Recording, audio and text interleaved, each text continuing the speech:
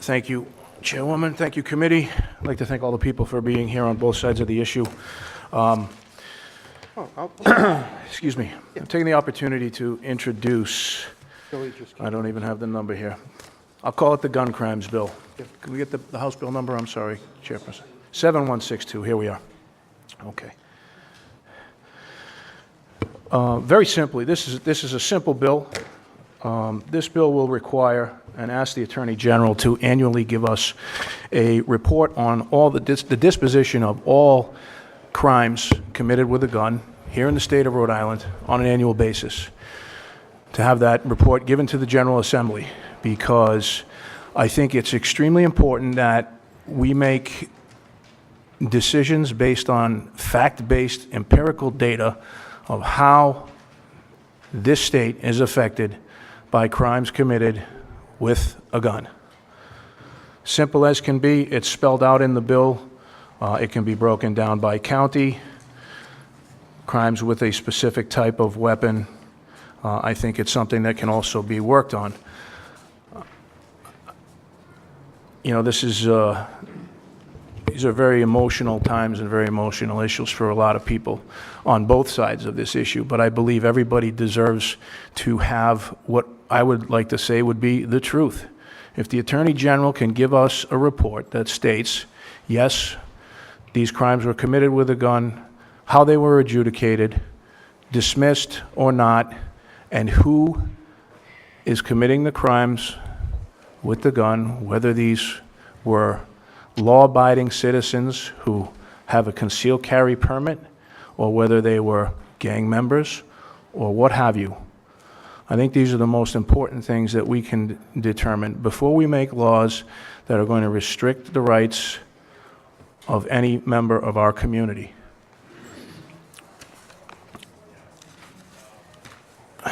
I would just like to take a quick moment.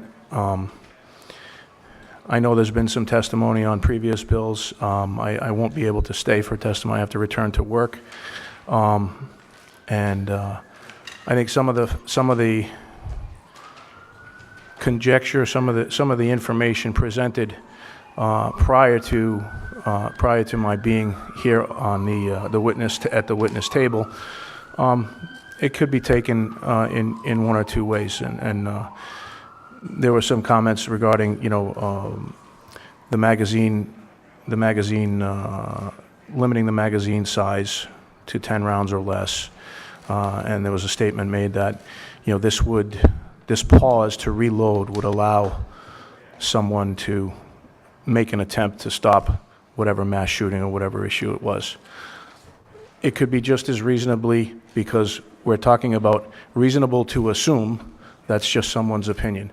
It could also be reasonable to assume that if there was a concealed carry permit holder in the room, that person may have only got 2 shots off before they were taken care of as well. So I would like to find out what's the truth, what's happening, what's the real issue, what's the real problem. I will take any questions that you may have at this time. Representative Casey, are any other states requiring this sort of reporting of Attorney General or some other authority? I don't know, and I particularly don't care. This is what I want. I want the truth. Thank you. The people Thank behind me on both sides of this issue deserve the truth.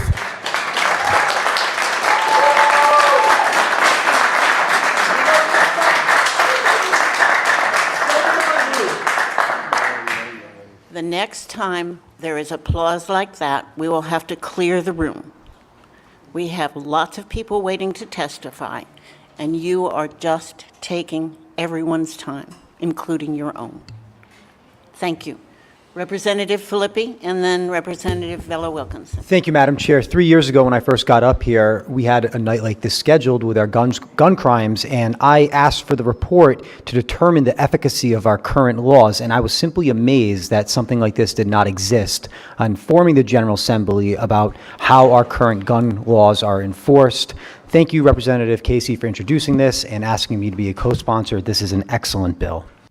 I'd just like to make a statement as well, that you may hear pushback from the Attorney General's office that, you know, we do this on some level, and I appreciate everything that the Attorney General's office does, but this is a big enough issue that if we can't put an FTE, a full-time employee, on a report like this, then we are just neglecting our constituents, and I think they deserve that. Are there other questions? Representative Wilkinson. Thank you, Madam Chairman. Thank you, Representative, for being here this evening and for this legislation. I keep hearing reports that at least 3/4 of the deaths that are perpetrated by guns are suicides. Would you envision having a separate category for death, the suicides, using guns as well for this? Would you consider that? I think that's important data. I would certainly advise that, and I'm willing to change and work with anybody who would like to work on this bill. I would like to see something happen here. When I first came into office, 1 month prior, 2013, it happened in 2012, Sandy Hook, okay? It was that point where I tried to educate myself and others regarding firearms and the use of firearms and safety and all that. I do not own a gun. I'm concerned about school safety. There are ways that these issues can be addressed, and we can figure that out without infringing upon the rights of others, I believe. Thank you, Rep. Thank you, Madam Chair. Representative Corvée. Representative Casey, I like your bill. Thank you. I would like to see it expanded. I would like to see other categories. I'd like to see as much information funneled into the Attorney General's office regarding any type of gun violence, and I'd like to see it categorized. I think this is the beginning of I think it's a good bill. I think what it can tell you is whether or not a law-abiding citizen has committed a crime with whatever weapon they own, as well as a concealed carry permit holder.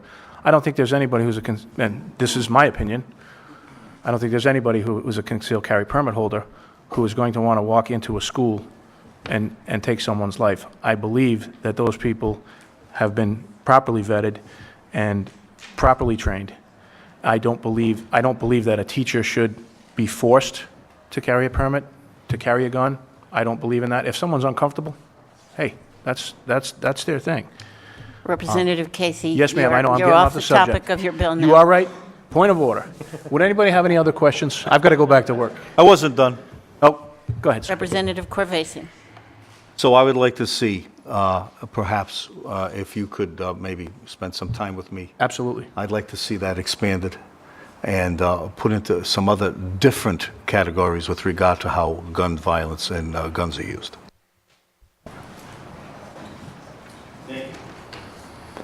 Representative Price, a question? Thank you. Yeah, I think it's a great bill that you're presenting here, Representative Casey. One question I have is, if we could incorporate, if you'd be willing to, or have discussions about incorporating defensive gun related gun issues rather than just gun violence, where if someone defends himself with a gun and stops the gun violence, if that could be incorporated into this study from, or the information from the Attorney General's, because just recently the CDC just released a study from the 96, 98 that revealed a lot of the defensive gun issues that we're now just starting to research. So maybe that could be incorporated. I would be willing to go ahead and expand this bill in any way that makes it better. Like I said, people on both sides of this issue deserve to know what's happening here. We are making laws for Rhode Islanders. This is not a national agenda. This is a Rhode Island agenda, and I think we need to take care of the state of Rhode Island, find out what is affecting our state as we stand, and make or delete appropriate laws. My understanding is we are somewhere in the ninth, and somewhere around the ninth most gun laws in the United States, as far as our state is concerned. Okay, so what is our issue? Where is our issue? Nobody wants to see anything happen like we've seen across the country. I think we can address, and we need to address those issues as far as school safety. and we need to work on that. And this will give us some data to find out, where are crimes being committed. I thank you for your time. Thank you. Representative Knight? Thank you, Madam Chair. Representative Casey, good bill. I totally agree that the state of Rhode Island, in general, can use an infusion of data on just about every aspect of our operation to make better and more informed choices. I would suggest to the committee that some of this information is already out there. The court keeps these stats by virtue of the fact that they have to adjudicate these systems. So for anyone who's interested in maybe doing a freedom of information request, that might be out there for them.